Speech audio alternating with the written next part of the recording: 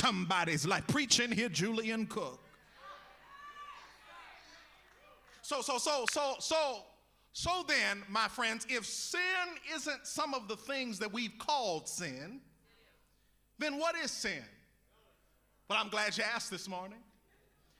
I like what the late Dr. James Cone, who is known as the father of black liberation theology, put that in your notes, because while you're reading all this other stuff, you need to get some black liberation theology.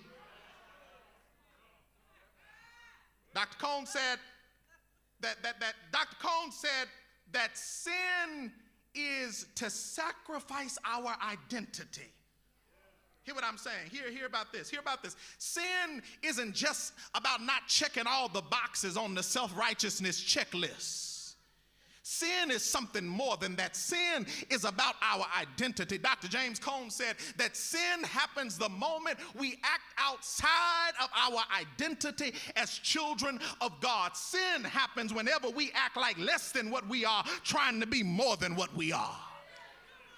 Reminds me of when I was a college student and I'd come home for the summer. I'd get ready to go out with my friends on a Saturday night, because you know all college students come back from their first semester all full grown. You know what I'm talking about. And I got ready to go out, but my mother would stop me at the door, look me up and down, check my outfit, and then she would say these words to me. Maybe I wasn't the only one who had a mother like this. She would say these words to me. She said, "Now remember who you are and remember whose you are." And then she would say, "Don't make a decision tonight that's going to sacrifice everything that we've worked to build in your life today." You don't hear what I'm saying. That's what sin is. It's to act outside of the identity that Jesus died. You ought to point to somebody and say, if you don't believe you're worth it, look at the cross. Jesus died because you're valuable.